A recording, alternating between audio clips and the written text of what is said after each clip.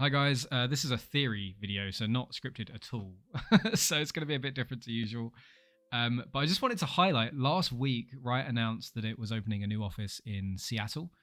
And I think for a lot of people, that doesn't seem to be that important, but it's actually pretty big news, right? Because as a company, you're always looking for the best people to join your business.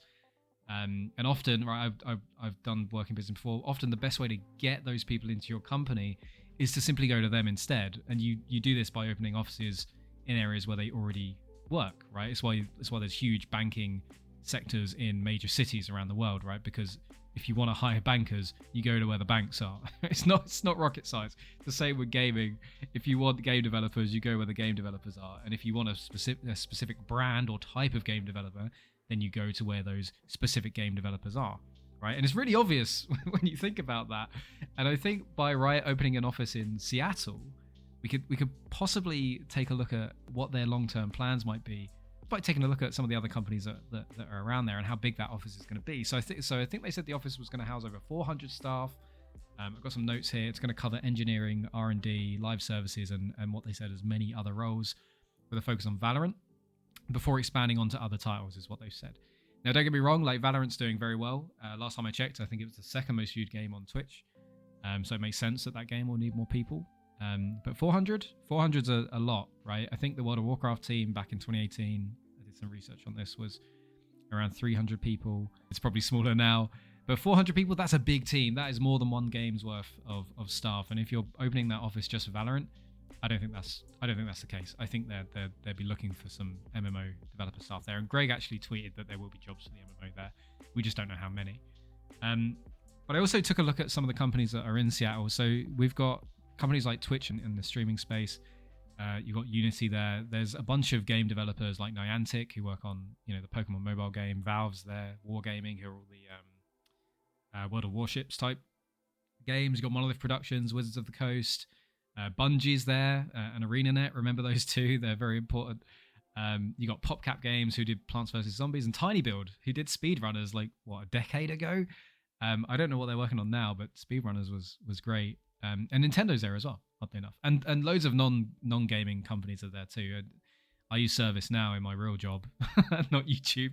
And ServiceNow is based there, and Ookla as well, the speed test guys that you always get on Google. So there's a lot of companies going on there, and there's a lot of software developers, I imagine, that are looking for work or already working there that might want to bring their skills over to Riot Games when they move in.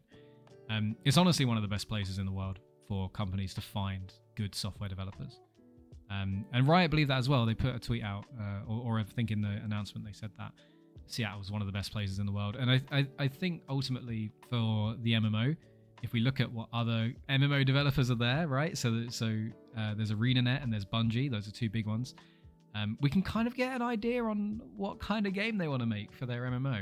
So Guild Wars 2, I don't know if you guys have played it, but Guild Wars 2 is, in my opinion, probably the best attempt at creating an MMO, I would say, outside of that EverQuest formula that World of Warcraft uses, at least that I'm aware of. Definitely that I've played anyway. It was brave enough to challenge that status quo way back in 2012 when it came out. I think it was 2012. And they got rid of personal quest logs. They instead use world events for all of their quests. They don't have the Holy Trinity. There's no tanks. There's no healers or damage specs. Well, every spec's a damage spec technically in Guild Wars 2. Raiding and dungeons just aren't the focus. I don't think there's been any new dungeons since that game came out. Unless you count Fractals of the Mists, which are kind of like mini dungeons, so I don't really count them. Raiding was always kind of half-baked. They added those in at player request because people wanted it, but ultimately they're not there for the same purpose as you find in World of Warcraft or Final Fantasy or even Destiny 2. And the reason for that is because the gear in Guild Wars 2 is different. It works differently to every other game. The the Crucible of Flame dungeon that I farmed back in 2012 is still relevant today. I still wear that armor 10 years on. And the only thing I have farmed in those 10 years are different weapons. And the reason for that is because your abilities in Guild Wars 2 are linked to your weapons, not your kind of spec or anything. It's if you have daggers, then you stab, and if you've got a stave, then you wing that around and smack people with it. It's a little bit different. The raids aren't really, there's not much of a purpose to them, to be honest. The level cap has also stayed the same, so there's been no raising of the level cap. Level 60 has been the max level since the game came out.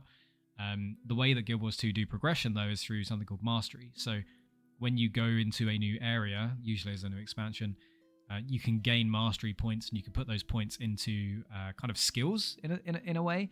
And in the latest expansion, that was all about earning mounts and improving your mounts. And the mount system in Guild Wars 2 is amazing. I would probably do a video on it because it is genuinely incredible. You've got like this little roller beetle that's kind of like Star Wars pod racing. It's so good. It's so good. I'll put a clip up on the screen of it.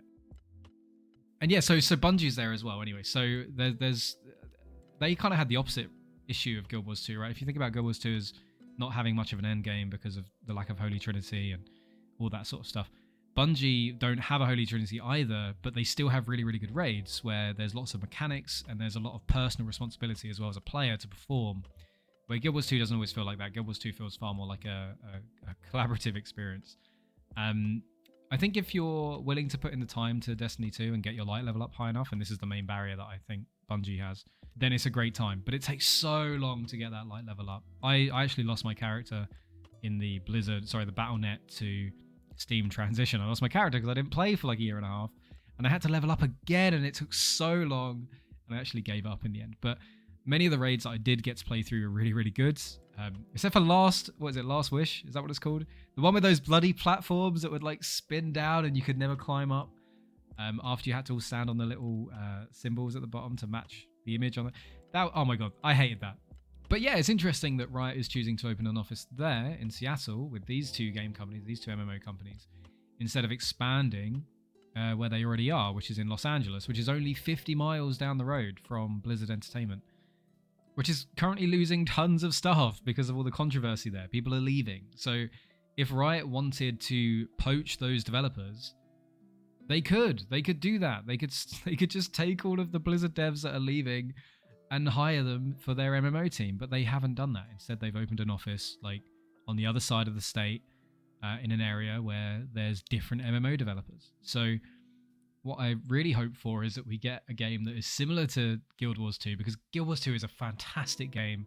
It just doesn't have much end game, with the end game that you find in Destiny 2 and some of the mechanics in the raids and stuff like that. I think if you were to bring, it's a weird mix, but if you were to bring those two games together, Guild Wars 2 and Destiny 2, and create something new, I genuinely think it'd be a fantastic game, and hopefully Riot feel the same way. And it might be that this might be why the idea of the Holy Trinity was so spicy way back in June when Greg was tweeting about it, because neither of those games have a Holy Trinity, and they both do things incredibly well in their own way. And if you combine them, do you need that Holy Trinity? Maybe not.